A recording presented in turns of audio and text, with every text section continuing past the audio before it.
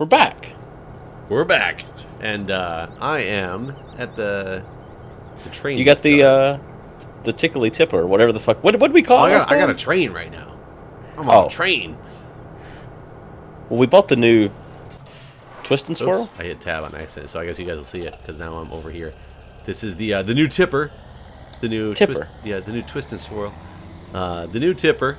It held all the rest of the wheat that we had, or the rest. No, of it the didn't. We still got we got 10,000. Oh, do we? Oh, yeah. Well, this was 21,000 I just dumped into here, and then I put in the train and drove the train over to. Oops, I keep hitting the tab button again. Drove over here to. Is it Marymill? Maplefield. Yeah. The Maplefield Mill. And I'm about to sell all this, which will hopefully give us some money. Oh, that was pretty good. Yeah, that's pretty good. It was decent. It was. It went a lot faster. I thought I was gonna have a more slow build up to it, and it kind of happened all at once. So I was expecting it to keep going, and that didn't happen. But 19,000. We just got to figure out if I got 10 grand more, so that's gonna give us another approximately 8 grand. Yeah, because we had what 2,000, close to 3,000. Yeah. So we got like 16. So yeah, about another 8. So we just gotta figure out what that 8 can actually buy us, and choices well, are you like a bale wrapper. That's what I really want to build up to, but that's like 42 grand, isn't it? I think that's what you said. Yeah. Well, you did want to mow some grass too. So mow it, but I'm just afraid that we can't do anything with the mow grass. But yeah, the mowers are relatively cheap, right? And I do want to get. At some point, we need to buy our bale wrapper too, which I mean that can happen. Or not bale wrapper, our baler. Oh yeah, that's right. I forget we're still leasing that thing. I guess we could just. We also could just lease other things, lease everything like we talked about. Yeah, I don't. How do you feel about lease in real life? So no, I will never do a lease in real life because leasing is essentially like renting an apartment, and I did that for many years because that's like a whole different step in the monetary level. Now that I own a house, even though like the maintenance and stuff is mine, I at least have a payment going toward my purchase. Like it's not going nowhere anymore. Right. I read an argument the other day on Reddit about how renting is not wasting money because of the whole you don't have to worry about house maintenance and all that. And as someone that has always basically owned, in fact, I've never rented a house. I've always been putting money towards a purchase, basically. Like I bought a trailer when I moved out the first time in high school, and then I own this house here. So yeah, I can't understand the whole lease thing. Well, the interesting way to think of that, as somebody who's been a renter in a house that was destroyed and would not get fixed by the management company for a long time, with the leaky ceiling in the old house that I had in a room that I couldn't be in because it was just like purely filled with water and mold. It's not necessarily the way, though. That shouldn't have happened. So right, I was about to say, shouldn't there have been laws or something that protected you? There definitely are laws that protect me, and once I started finally telling them that I was going to utilize those laws, as all of a sudden things got fixed, and I was moving out shortly after, though. But my roommate that we had in the last place that we lived, he was somebody who'd lived there for the last 8 years. He is paying, collectively amongst the three of us living in the house, we were paying way more than the mortgage of my house currently is, which is right down the street and like the exact same size. And he wants to rent forever. So you got to think of it this way, like he's been there for 8 years. That would be almost a third of owning a house, because usually they're like 30-year mortgages or whatnot. Probably would have to pay less to own the house. Understanding that he's one person and not multiple people. But what you got to realize is, though the maintenance costs are included, the maintenance costs you incur are probably not going to equal the total value of the house once you own it that you could sell it for. Right. So the return on investment very well could be low. It's also market risks, depending on where you're at. The housing market crashed a couple of years back, especially places like Michigan, Florida. So you got to look at that as well. But I understand why renting houses, renting apartments, and things like that exists and is a lot more common. Leasing cars baffles me. I don't understand. I wish. My cousin has always been a leaser, and I mean, he's not a smart man, so I can't ask him explain this to me in an educated way. So I don't know. I don't understand leasing. I don't understand it, and I can't understand it. And I feel like There's probably someone out there that can break it down and make it seem. So like cars can become money pits after a while, that's for sure. And some people, the reason that they like leasing is because they pay the same amount of money every month, and every 2 years they have a brand new vehicle. You can't really do that when you purchase a car, because in 2 years you're probably not going to be able to sell your car for the amount of money it would take to, like, you know, buy a new car and have all that stuff. So there's that piece of it. So I don't know, but I've never ever wanted to lease. And granted, most of the leases that I see are about the same monthly payment as the car payments are when you have 3 to 5 year terms on car purchases versus 30 years on a house. Right, that's that. I guess that's the other thing I just never have understood is you're still paying the same amount. I mean, I guess I'd never thought of it as the whole get a new car every 2 years and you're still just paying the same amount. I mean, I guess you're still paying the same amount. It might go up though, right? Well, it depends on what car you buy, but essentially, let's say if I'm paying $200 for a lease a month right now, in 2 years, I'm probably going to get a brand new car and have to pay $200 a month for the lease. So that's what I'm saying is every 2 years you're getting a new car because your lease ends and then you get a different car, and most likely you're going to probably get in a car that's around the same price range that you were paying previously. So that's where it really is. That's where my logic is in the paying the same amount every 2 years. Or yeah. I don't know if that made any sense at all, what I said. It made sense in my own head. I understood what I said. Hold on, I'm selling the rest of that that rattlesnake. Okay. Was I not supposed to? No, yeah, you sell it. You sell that shit. Okay, I'm already at the train station with it. And oh, look at that. And it's gone. You should do the other one too. Whatever. Do we have more? We got something. Well, let me get the train back to the station, and I'll go see what else it is we have. We have wheat or something. It's only 1,700 of it, but 1,700. Yeah, maybe it's not worth your time. Yeah, we could probably just because we have wheat planted in these fields, right? Oh yeah, we do. We do. You're right. I forgot we'd switched it up. I want to know. I think these. I just passed a station that I think is a logging station. I think you can like load up logs on the train. Oh. You gonna get the saw back out? I mean, I might take that tractor out, get the saw out, go saw some logs, which somehow is a. So if somebody told you the term "saw some logs," what would you think? And you knew they weren't talking about actually like going out with a chainsaw and sawing logs. Yeah, I don't think anyone would ever put that. I don't know how that became a saying. Because how do you get there from? Yeah, I agree. But which one? Because I've heard it from multiple different things. Oh, I've only heard it for snoring. Okay, so snoring is a big one. I've heard people say saw some logs as going to the bathroom. Well, see, now that's not saw some logs. That's God, what is that? Drop a log or something like that? There is drop a log, but maybe that's where it came from. Maybe somebody went to say like saw some logs or drop a log and accidentally said saw some logs, and it kind of took off from there. It's like, I mean, you drop it multiple. I mean, that's you know, I don't know. Mine's normally just one piece. So it's like if somebody says if you're full of shit, another terminology for that is that's a crock of shit, right? Yeah. You've heard that term before? I had a buddy who accidentally once was trying to say crock of shit, but said bunch of crock instead. Because he kind of combined bunch of shit and crock of shit, like, you know, all that together.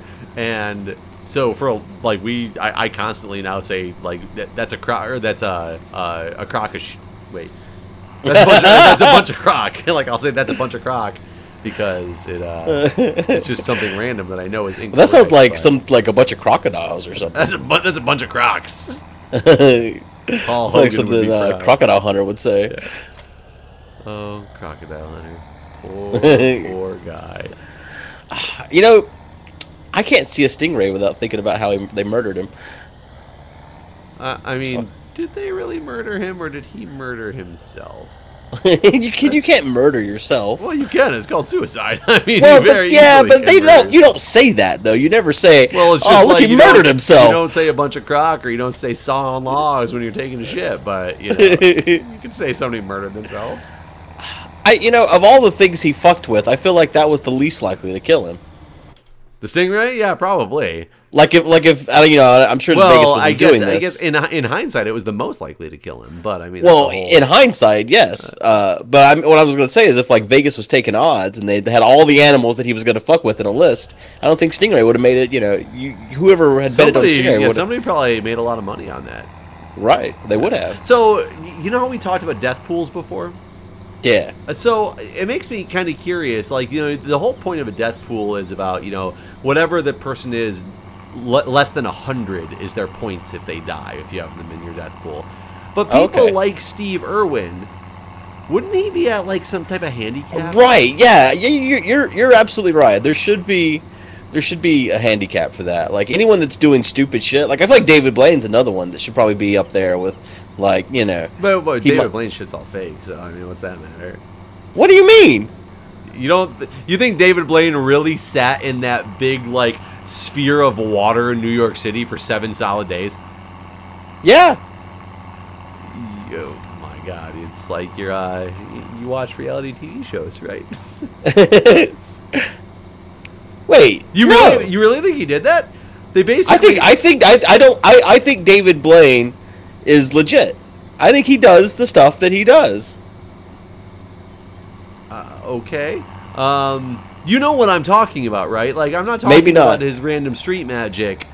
Like, I get it. And you really think he levitates? Well, no. Man doesn't fly. So, why do you... I mean, that's an illusion.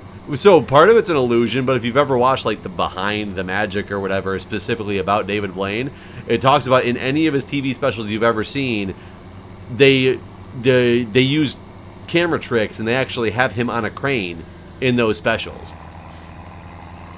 That he does it on the street magic part as an illusion with like hiding one foot behind the other, and he doesn't go nearly as high. But when they do the TV specials, it's always way higher because they're actually using a crane to make it look to a TV audience so much more. Well, yeah, I mean yeah, sure. But is that like really, that's not really doing it then, is it? Well, no, I mean that's part of the show, right? But I'm talking about like whenever he like sat in a block of ice for however long or whatever, like he really did that. So again, on that same Magic Revealed or whatever it was with the masked magician dude, they tore that one apart. Showed for one, not only was it like 62 degrees inside of an ice case that you make it, but they showed how and when he stepped out of it to have a stand-in sitting in there so he could take a break in the back. Oh, really? Yes. I don't know how real that is compared to anything else either, because I might just be taking that at face value, but, oh wow, I just came to like... Well, like one of the things he recently did was... I think I came to the American Embassy on this map. Really? It's like this place at the end of this road that says no trespassing with a big American flag hanging. It looks like a prison. Wow. Maybe it's the prison. I don't know what this is. I'm going to drive in here. So one of the things he recently did was he learned how to regurgitate large amounts of things. Like he could like drink a bunch of water and then spit up a fish basically. And he learned how to like swallow large amounts of like gasoline or some kind of ignitable thing, and then like pull it out of his stomach and light it on fire like by spitting it or whatever. So like I don't know. I believe that he does like training to learn how to do things. Okay, and I would believe you there. There are stupid things that people do learn how to do like that to please a crowd, and I would buy that. But the way you kind of made the blanket statement, it makes me feel like you think that everything he does has been legit all the time. Well, no, I don't think the man can fly or things like that. But I believe that he has put a lot of effort into his illusions, and sure. I don't believe the man knows magic. If that's where we're going with this, no, I don't think he's a wizard. No, and I didn't think that, but even the simple stunts like sitting, like the whole one about him sitting in that water sphere in the middle of New York City for 7 solid days. They were like scientifically, they were showing how that after 7 days, his muscles would have atrophied enough sitting in that water that he wouldn't be able to walk right away afterwards.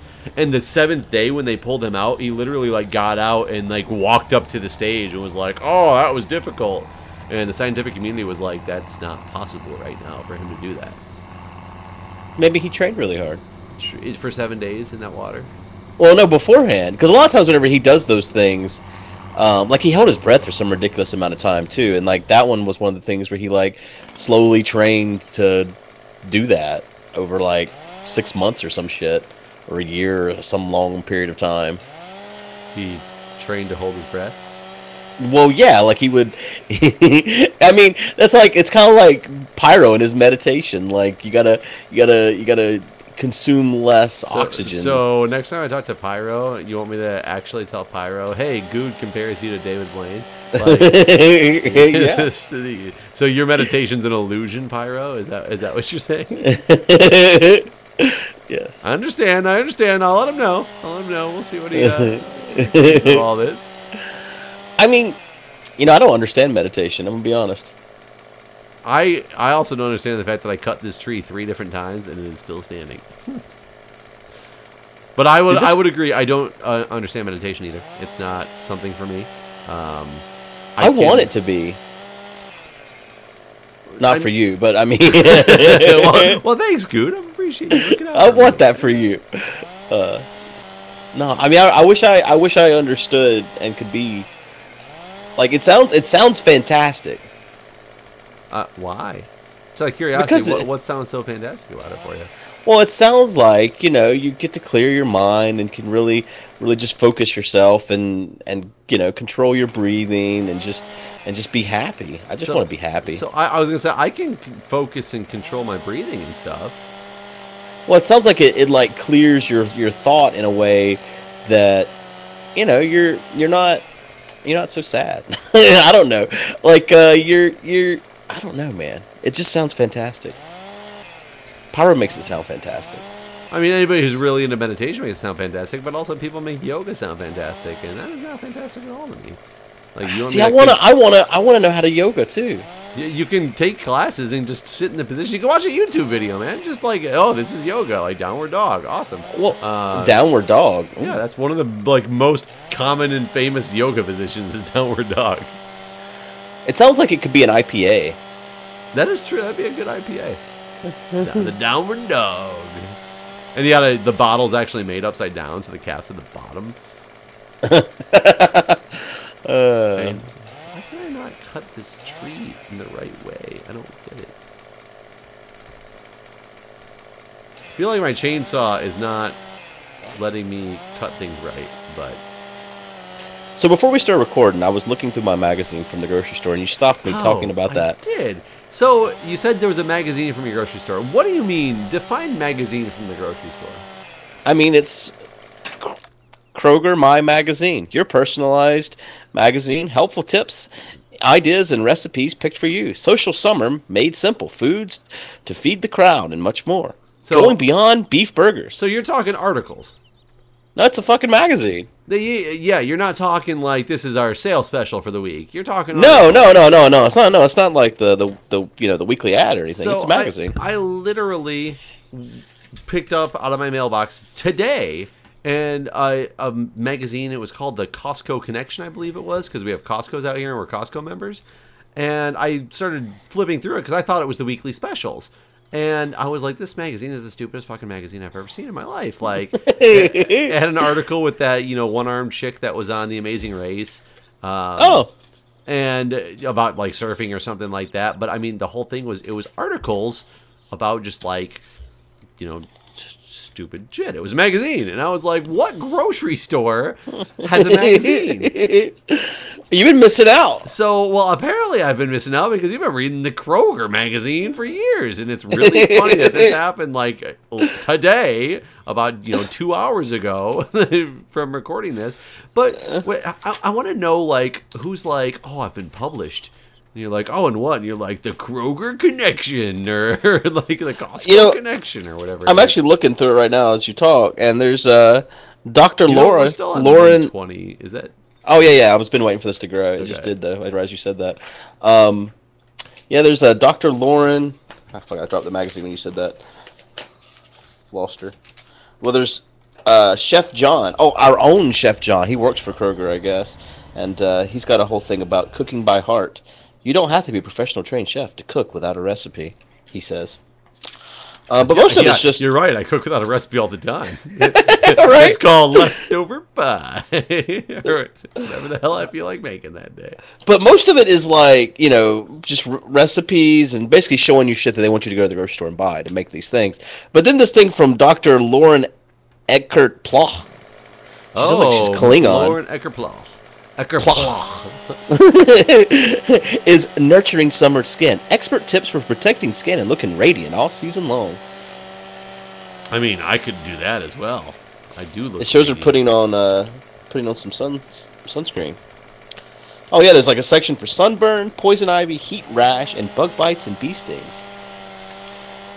That is an amazing magazine. I want to know who really is like, whose career is based off of the fact that they get published in, you know, this magazine from their grocery store.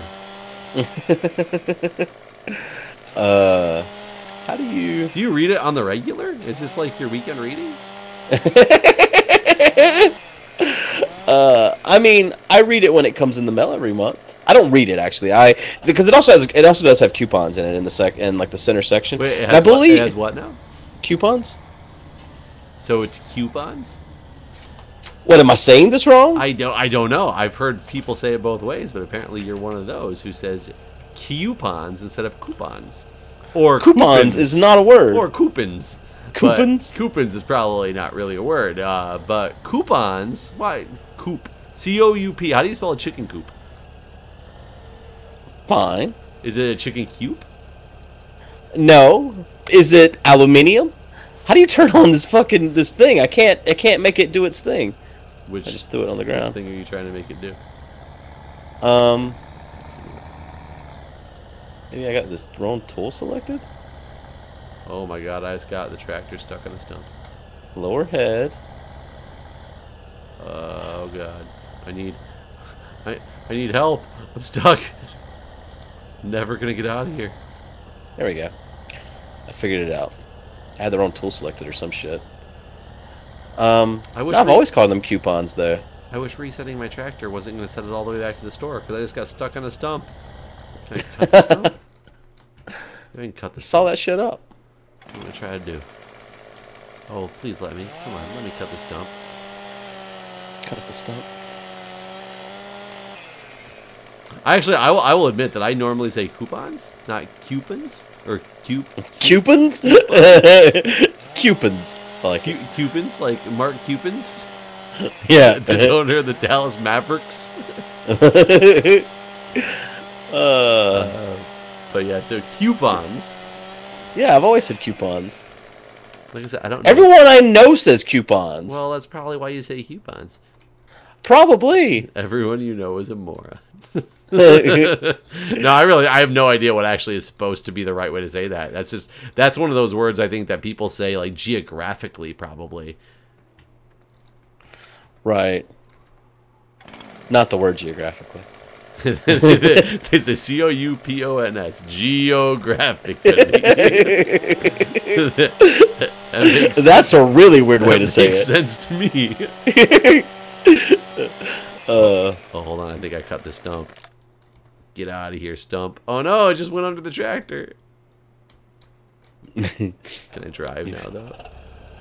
You reminded me of the guy from The Stand with the M-O-O-N. That spells coupons.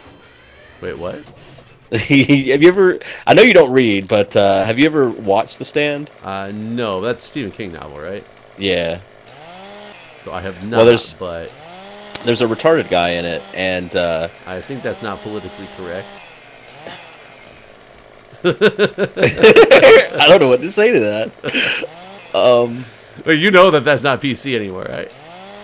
Is it? Well, Yeah. What do you say? You say mentally challenged? Yes. Well, he's retarded. You know what? You know what? That's retarded. Well, you should just be able to say retarded. It reminded me of... You seen Something About Mary, right? Yeah. When he says something like, he's trying to show off, and he's like, yeah, I help retarded kids. And she goes, that's not politically correct. He's like, I don't care what people think. I like to help those little bastards. So whenever somebody says that, that's always what I think. I really... You know, I don't care what you say because I know you don't mean it in a negative way. Like that's Right, that's the right. thing. It's all about how it's meant, and I know it's not meant in a negative way. So, Well, he can't spell, and so for some reason he's like, for him everything is spelled MOON. So he's like, he'd be talking about something and he'd be like, golly gee, that was a great baseball game. Yep, MOON, that spells baseball. nope, never seen that. Definitely not. That's a pretty good movie, or book, and everything. Everything about that's good. You should check it out. So I've read some Stephen King. Like I read The Langoliers, which is actually like only like part of a short story. Like I guess from 4 Past Midnight. Is that what it is?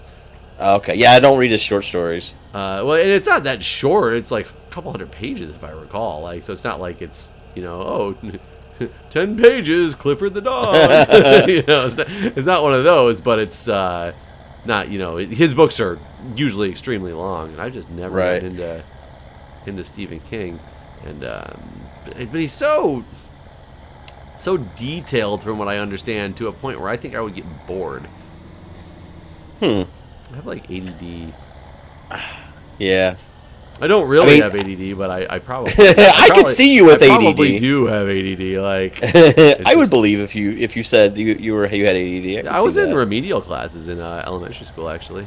Really? Yep, because I couldn't pay attention, so I probably should have been diagnosed with ADD. But I'm glad I wasn't, because do you feel like it's overdiagnosed these days? Yeah, definitely. For certain, it gets overdiagnosed, and diagnosing it is fine if your immediate thing is not like, oh, ADD, here's medication. Like, because people don't necessarily need medication because kids have a problem paying attention. Kids have a problem paying attention because they're fucking kids. I mean, that's right. That's how I feel about it too. It's like, they're not paying attention. They're thinking about all the video games they're gonna play later, or who the fuck knows. Exactly. Especially once they get to some puberty. Now they're thinking about who God knows what. And now they're thinking about what they're getting into over lunch. And I mean who. By what I mean who they're getting into over lunch. Whoa, whoa, whoa. I got my tractor all up in the air like I just don't care. So how do you feel about homeschool? So, I feel people can learn from homeschool because there can be smart parents that teach kids, but you completely miss out on social interaction. Every person I know who's been homeschooled, I'm friends with a decent amount of people who have been homeschooled, and they definitely are lacking some of that social standards of like the way they treat people and the way they act, because they just never dealt with it before. Like they're kind of like pricks and assholes, but I think it's because they don't really know any better. That's all they were ever shown. Yeah, I mean, they just never had to, like, they kind of want everything for themselves, but all their life, all they've had to deal with is themselves. Like, there's been nobody else to deal with. They're homeschooled. It's them and their teacher, who's most likely a parent, and that is it. And, they don't learn how to give and take. They just learn to take, because that's what it is until you get out there in the real world. That's a generalization, of course, but that's my thought process on it. Do I think you can get a good education with it? Sure. Do I think there's very successful people who have been homeschooled? Of course. But I definitely think that makes it harder for them to assimilate later in life. Yeah. So there's this parent. So the gymnastics my daughter goes to. So this is like a two-parter here. The gymnastics she goes to, there's all these kids there, and one day I heard these parents talking about how like their homeschool activities, and like, I mean, just like most of the kids that are there, like my daughter's class has only got like 8 kids in it or whatever, so they're not in school yet. But then the majority of people there's like probably 60 to 100 teenish, like middle school aged kids, and I didn't realize they're all homeschooled. It's just like this giant mass of homeschooled kids. The whole group of all these kids are all homeschooled, and I was kind of blown away by how many there were. There was just so many. So that's first part of the story. The other part was at her dance school. There's this woman that homeschools her kids, and so she brings them all with her to dance. Like, she's got one kid that's in dance, it's my daughter's age, and then she's got a boy that I would guess is like 10 or 11, and then two other little girls. But I heard her talking to one of the other parents about why she decided to go homeschool, and it was because of her son, and he can't read. And that's why she started homeschool, because she decided that he should learn at his own pace and he'll read whenever he's ready. And he's too old. He should be reading. And he's 11? That would be my guess. If I had to guess his age, just by looking at him. 10 or 11, somewhere in that range. Yeah, I would think he should be reading. So wait, is she not teaching him to read? Like, what is he doing during homeschooling if he's not learning? Well, see, that's like the weird part too, is I've heard her go over some of the curriculum and stuff with him, because she does all that while. Oh fuck! I just hit the tipper. You tissed? Tissed. I twisted the twirly, whatever the fuck this thing's called. I can't remember what it's. I twisted the twirly. But they were planning a Disney trip. I'm running over a car trying to drive a log down the street. That's a euphemism. But they were going to Disney together, and she was trying to figure out how to make the Disney trip part of his curriculum, basically. She was like, all right, so what rides are we going to write a paper about? And stuff like that. Well, who do you, like, that's the one thing I don't get about homeschooling either, is at the end, do you just take a test, or are you submitting papers to somebody? Like, how does that part of it work? Yeah, or is it self-attestation that, yep, I think I'm good? Well, it's kind of that. I've never heard that word. Self-attestation? Yeah. Yeah, it's that's new to my vocabulary. Yeah, it means you basically claim on your own that things are fine. The main reason I know that is because electronic health record vendors, for usability standards, to show if this thing is actually a product that people can use and feel good about using because it like fits with them. Or because it's functional enough to use.